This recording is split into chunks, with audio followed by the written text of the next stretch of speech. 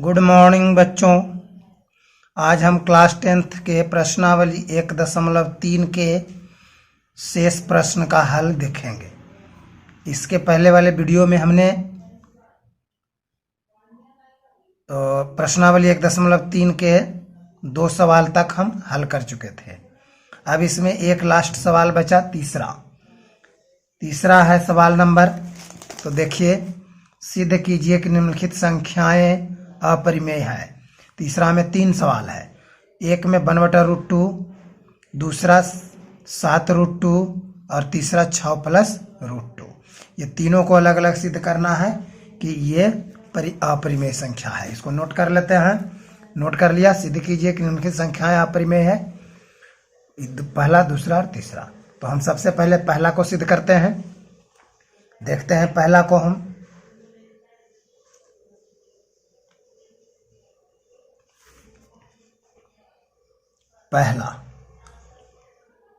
पहला क्या है? 1/√2। ठीक है। अब हम इसको लेकर चलते हैं। माना कि इसके विपरीत मानना पड़ेगा। माना कि √2 को हम पहले ले लेते हैं। तो 1/√2 को ले लेते हैं। 1/√2 एक परिमेय संख्या है। क्या है? परिमेय संख्या है। तब परिमेय संख्या के परिभाषा से, परिमेय संख्या की परिभाषा से क्या हो गया? 1/√2 बराबर P/Q। 1/√2 बराबर P/Q, जहां P और Q दोनों पूर्णांक हैं तथा Q बराबर नहीं है 0 है। और हम मानते हैं इसमें, और माना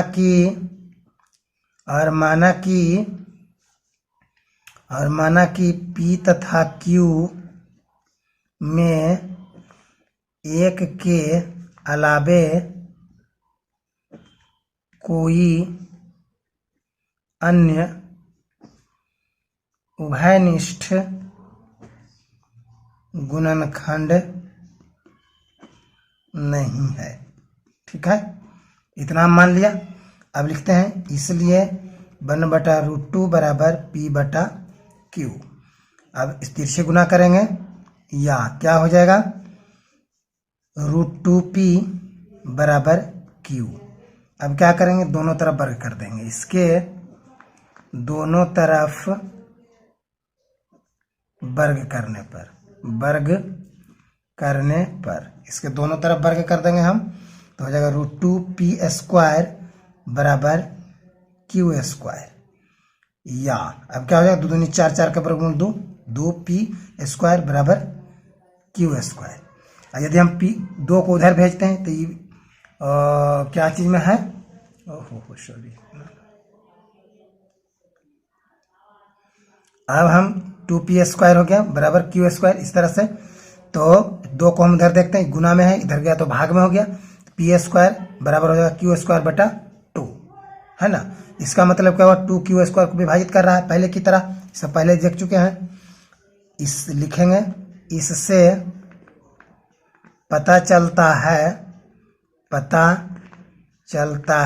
कि क्या पता चलता है? 2Q² को विभाजित करता है ना। इससे क्या पता चला? विभाजित करता है। इसलिए 2Q को भी विभाजित करता है। इसलिए 2Q का एक गुणनखंड है। Q का एक गुणनखंड है। Q का एक गुणनखंड हो गया। अब हम मानते हैं, फिर चूंकि माना कि, क्या माना?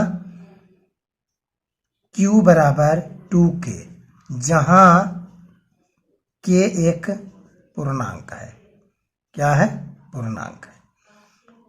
अब हम क्या करेंगे कि 2p² बराबर q² है, इसको हम समीकरण 1 ले लेंगे, है ना।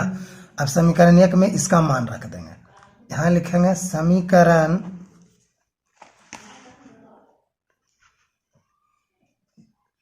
समीकरण 1 में q बराबर 2k रखने पर, ठीक है। अब समीकरण 1 कितना है, 2p² बराबर q का मान आ जाएगा 2k का होल स्क्वायर, या 2p² बराबर 2 दूनी 4k², या p² बराबर 4k² बटा 2, 2 दूनी 4, या क्या हो जाएगा p² बराबर 2k²। अगर 2 को हम इधर करते हैं तो p² को काट रहा है, यहां लिखेंगे इससे पता चलता है कि क्या पता चलता है, 2p² को विभाजित करता है, इसलिए 2p को भी विभाजित करता है, इसलिए 2p का एक गुणनखंड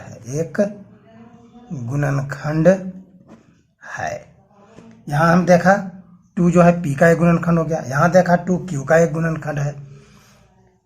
इससे यह निष्कर्ष निकलता है कि p और q में एक के अलावे एक और उभयनिष्ठ गुणनखंड 2 कौन है, 2 है ना। इसलिए हमें विरोधाभास प्राप्त होता है, विरोधाभास प्राप्त होता है। इसलिए हमारी मान्यता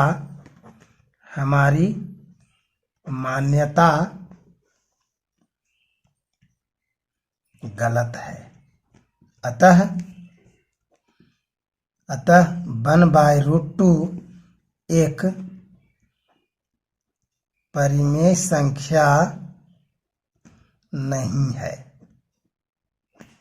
इसलिए 1/√2 एक अपरिमेय संख्या है। इस तरह से सिद्ध हो गया तीसरा का पहला भाग। अब हम देखेंगे दूसरा भाग।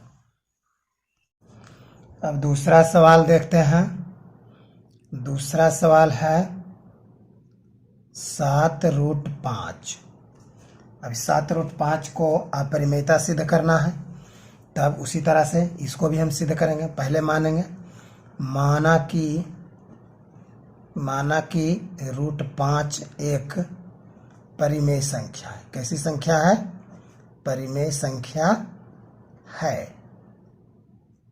परिमेय संख्या मान लिया, तब परिमेय संख्या के परिभाषा से, अब परिमेय संख्या के परिभाषा से क्या हो गया, इसको हम p/q के रूप में लिख सकते हैं, है ना। इसको तो √5 बराबर p/q। ये p/q क्या है, जहां p और q पूर्णांक हैं तथा q बराबर नहीं है 0 है। और हम क्या मानेंगे, और माना कि p तथा q में एक के अलावे कोई दूसरा उभयनिष्ठ गुणनखंड नहीं है ना। एक के अलावे p और q में कोई दूसरा उभयनिष्ठ गुणनखंड नहीं है, इसलिए √5 बराबर P बटा Q, या हम बटा में 1 लेकर तिरछे गुना करेंगे तो ये हो गया 5Q बराबर हो गया P। अब दोनों तरफ वर्ग कर देंगे, है ना। इसके दोनों तरफ वर्ग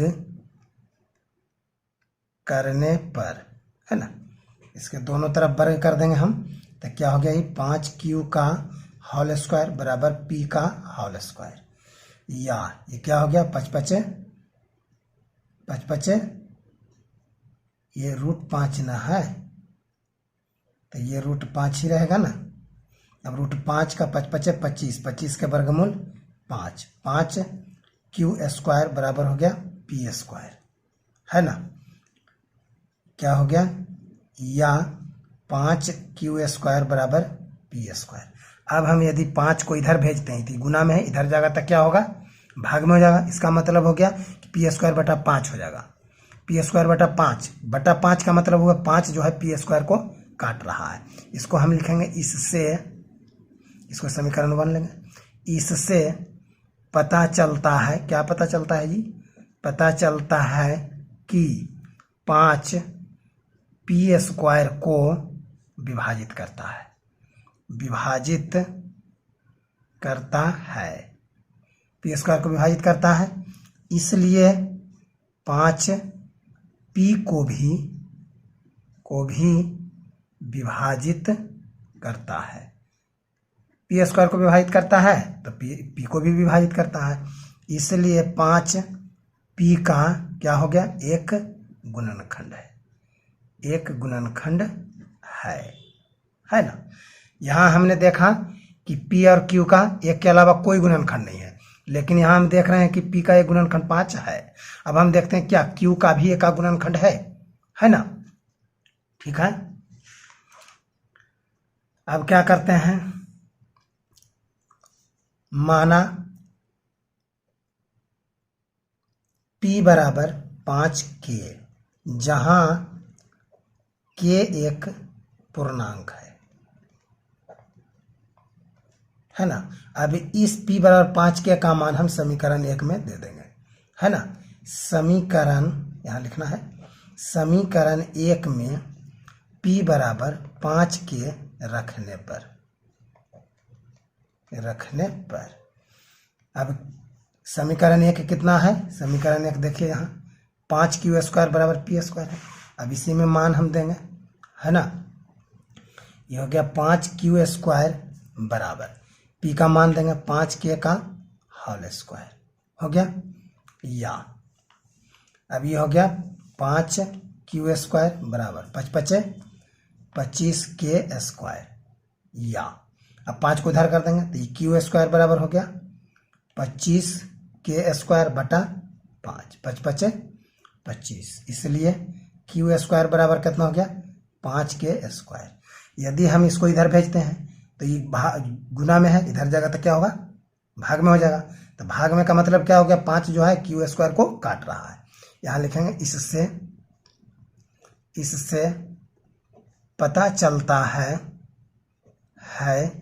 कि, क्या पता चलता है, 5Q² को विभाजित करता है। क्या करता है, विभाजित करता है मतलब काटता है, विभाजित करता है ना,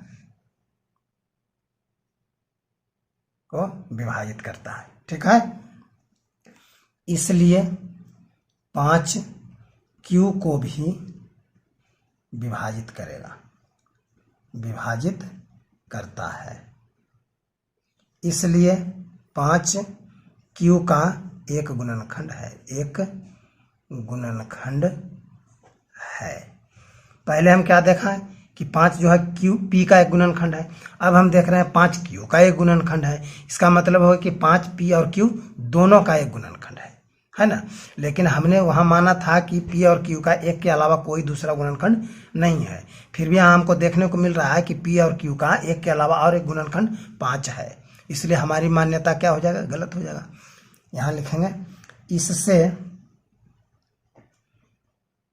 निष्कर्ष निकलता है है कि P और Q का एक के अलावे एक और उभयनिष्ठ गुणनखंड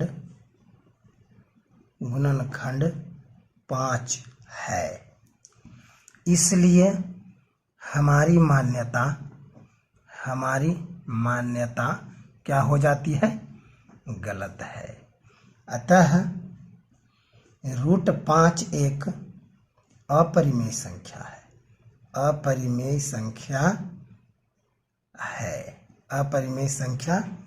है। ये तो सिद्ध हो गया। हमें सिद्ध करना है कि 7√5 एक परिमेय संख्या। अब मानेंगे। अब माना कि 7√5 एक परिमेय संख्या है।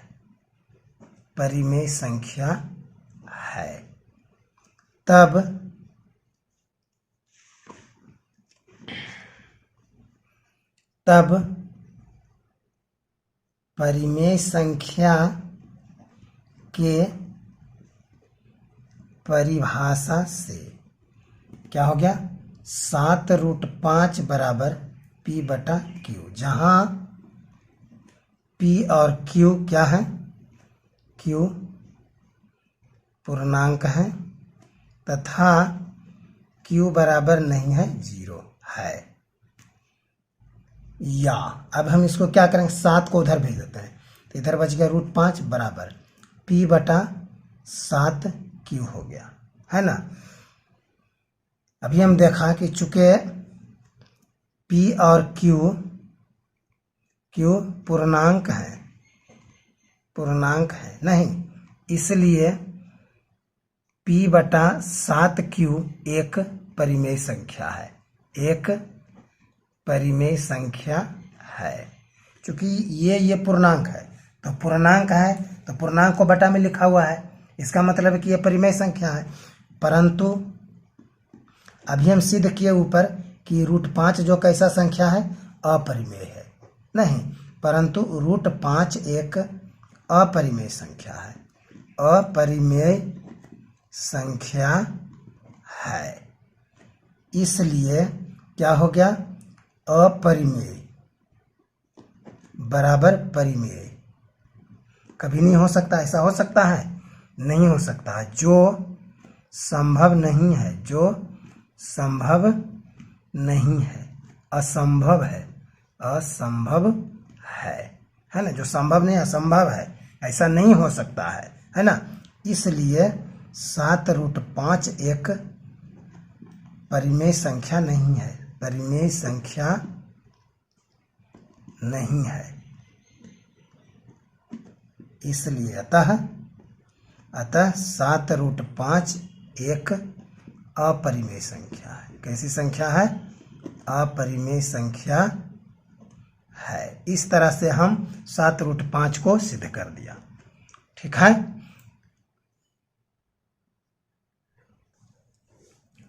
अब हम तीसरा सवाल देखते हैं।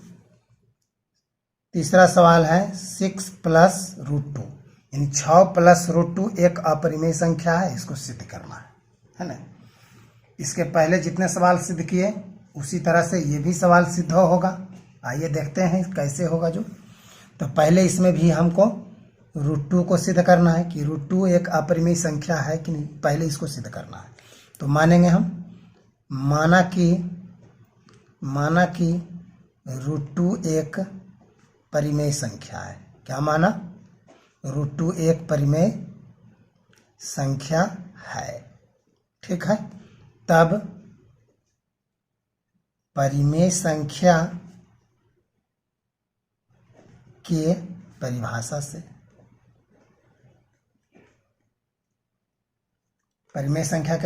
से क्या हो गया?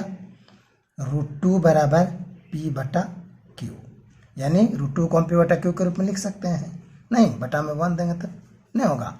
जहां P और Q पूर्णांक है तथा Q बराबर नहीं है 0 है है ना। और क्या मानेंगे, और माना कि P और Q सह अभाज्य है। सह अभाज्य का मतलब ये दोनों में एक के अलावा कोई और दूसरा उभयनिष्ठ गुणनखंड नहीं है। इसलिए अब ये हो गया √2 बराबर P बटा Q, बटा में 1 लेके हम तिरछे गुना कर देंगे तो क्या हो जाएगा, √2Q बराबर P हो गया। अब क्या करें, हम इसके दोनों तरफ वर्ग करने पर, इसके दोनों तरफ वर्ग कर देते हैं, तो वर्ग कर देंगे तो क्या हो जाएगा, √2Q का होल स्क्वायर बराबर P का होल स्क्वायर, या √2 को 2 बार गुना करेंगे, पावर 2 है तो 2 दूनी 4 हो जाएगा, 4 का वर्गमूल 2, और Q स्क्वायर रह जाएगा, ये बराबर हो गया P स्क्वायर। इसको हम समीकरण 1 लेंगे। अगर हम 2 को इधर करते हैं तो गुना में इधर जाएगा तो क्या हो जाएगा, भाग में, तो भाग का मतलब क्या हुआ, 2 जो है P स्क्वायर को काट रहा है। इसको हम लिखेंगे, इससे पता चलता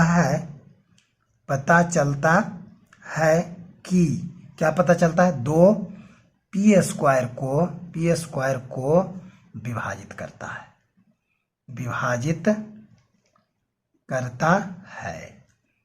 करता है।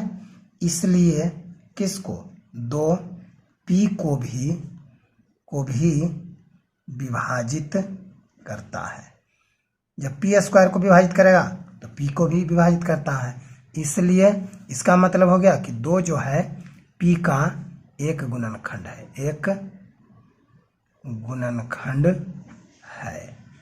P का एक गुणनखंड हो गया। यहाँ हम देखा था P और Q सहअभाज्य है, मतलब एक के अलावा कोई नहीं गुणनखंड इसका, लेकिन हम यहाँ देख रहे हैं कि नहीं, 2 जो है P का एक गुणनखंड है। चलिए देखते हैं Q का भी कोई गुणनखंड है क्या। अब मान लेते हैं, माना कि P बराबर 2K, जहाँ K एक पूर्णांक है, मान लिया है ना। अब इसका मान हम समीकरण 1 में, एक कहाँ है समीकरण 1, यहाँ है, इसका मान हम समीकरण 1 में रख देंगे। यहाँ हम लिखेंगे समीकरण 1 में P बराबर 2K रखने पर है ना। अब रख देते हैं तो ये हो गया 2Q स्क्वायर बराबर P स्क्वायर है, तो ये हो गया 2K का होल स्क्वायर, या ये हो गया 2Q स्क्वायर बराबर 2 दूनी 4K स्क्वायर हो गया। इसलिए Q स्क्वायर बराबर क्या हो गया, 4K स्क्वायर बटा 2, 2 दूनी 4, हो गया Q स्क्वायर बराबर 2K स्क्वायर। अगर हम 2 को उधर करते हैं तो ये Q बटा 2 हो जाता है, तो इसका मतलब है कि 2 जो है Q स्क्वायर को काट रहा है। यहाँ लिखेंगे, इससे पता चलता है कि 2 Q स्क्वायर को विभाजित करता है।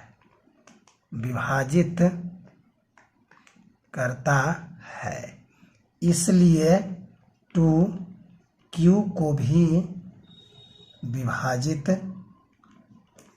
करता है। इसका मतलब हो गया, इसलिए 2Q का एक गुणनखंड है।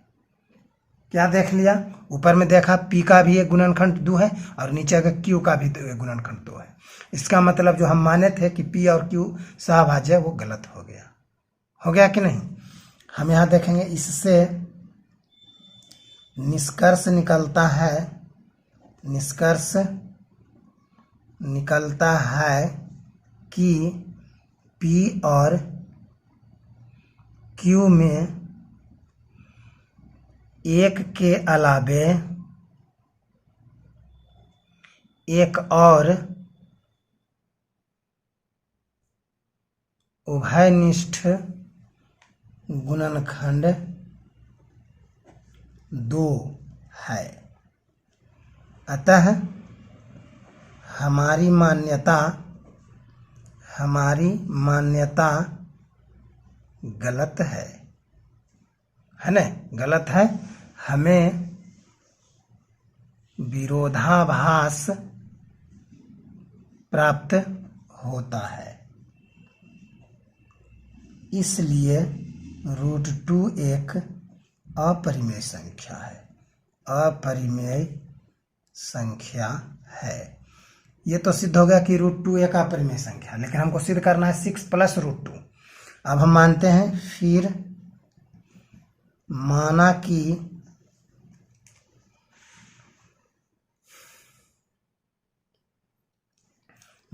कि 6 + √2 एक परिमेय संख्या है, परिमेय संख्या है। बारी बारी से सबको देखते हैं, है। तब परिमेय संख्या के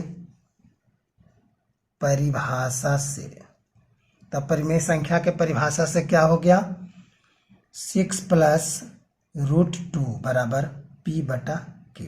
इसको हम लिख सकते हैं, जहां P और Q पूर्णांक है तथा Q बराबर नहीं है 0 है ना। अब क्या करेंगे, या अब हम 6 को उधर कर देते हैं, तो प्लस में है, उधर जाएगा तो क्या होगा, माइनस में। तो √2 बराबर हो गया P/Q -6। इसको हल कर लेते हैं हम, Q लघुत्तम हो गया तो P - 6Q हो गया, है ना। इसमें हम क्या देखते हैं, यहाँ लिखेंगे, चूंकि P और Q क्या है, पूर्णांक है, इसलिए 6 माइनस P -6Q/Q एक परिमेय संख्या है, एक क्या है, परिमेय संख्या है। क्यों, क्योंकि ये सब सारे पूर्णांक हैं, है ना।